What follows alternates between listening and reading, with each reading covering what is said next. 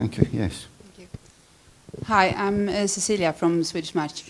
I think this is a fascinating discussion because I get the sense where we are today in the political discussion that we haven't yet connected fully with public health. We're speaking to pockets of public health and they understand what we're saying. But I would like to ask the entire panel how you think that we should engage with public health in a constructive way. And I'm talking about public health and tobacco control, which I see as two parts of that group. Thank you. So, panel, if we're partners, how do we step up to the plate and work as partners? David? Sure.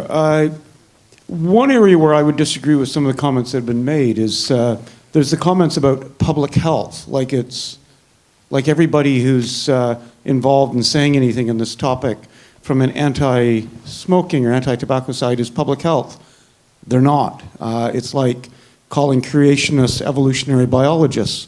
They're not. I mean, there's objective criteria necessary for public health. If somebody told you the only way to prevent AIDS is to never have sex outside of marriage, for heaven's sakes, gay males should get reprogrammed. That's not public health. I mean, people did that. That wasn't public health. I think what we've had is, and I've seen it during my career. I mean, early on, you know, in Canada, we got a law passed in the 1980s. I wrote part of it that did have a public health provision. It gave a relative advantage to less hazardous products that would be marketed to replace cigarettes. The law was eventually thrown out by cigarette companies in a constitutional challenge. That wasn't a problem in the anti-smoking community. Nobody objected to that. But then what we had is a lot more people getting involved who started seeing this as a good guy versus bad guy issue. They were dragon slayers, and they called themselves public health, and they weren't. And I think Sweden, you're a really good example of this, because if you look for a good public health example, you've got a company that made a decision based on the research that was available decades ago. We've got to get people off combustion. And they did it. They moved toward non-combustion products. They managed to get relative advantages from a tax standpoint, picking up what David O'Reilly was saying. So it was cheaper to buy the less hazardous product. They marketed those products. They gave them an advantage. And we see that country has now got daily smoking down to 5%. I mean, that was a huge public health breakthrough. A lot of people in Sweden who call themselves public health oppose that every single step of the way. So I think we have to be careful what we call public health. And if you're looking at who to engage with, deal with the people who are pragmatic. The pure food movement opposed any sort of food manufacturing. They were moralistic. The Anti-Saloon League was opposed to any form of alcohol. Those groups weren't public health. They might have called themselves that. They weren't. There's an objective criteria. So I'd say deal with the people who truly are public health. And if you're public health, you accept risk reduction as one of the 4 pillars of what you can do to reduce death, injury, and disease. Yes, Brian Coe, vaping advocate, Vapor Stand United. It's just a simple question. Now we're in the mindset of tobacco harm reduction. How does the whole panel feel about vaping in a role of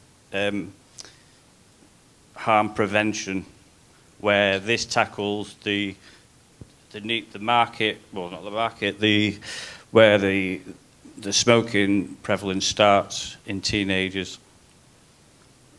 Okay. And how are they expected to wait to a legal age to be able to vape? So where does the responsibility lie within that context? Dave? Sure. This is a sort of question that is very easy to answer, being pragmatic. It's one that gets you in a whole lot of trouble if, say, somebody's filming you while you answer it. So just between us,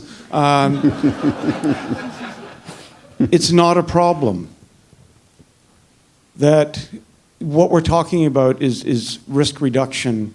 The sorts of young people who might be attracted to doing this are the sort who would otherwise be smoking. But personally, I'm not even all that concerned about the young people, because there's far fewer of them now, who take up smoking, because we know if you've got viable alternatives, they can get off smoking. I mean, the problem we've had is that people get onto something, by the time they make up their mind, I'd rather not do this, they don't have any choice.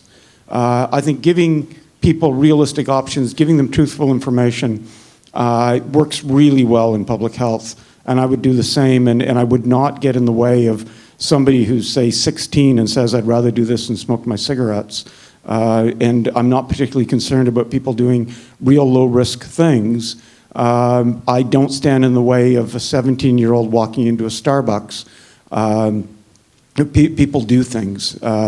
We need to focus on that billion deaths total and do something really significant and stop worrying about tiny little things that get in the way that might prevent us from focusing on the big picture. David.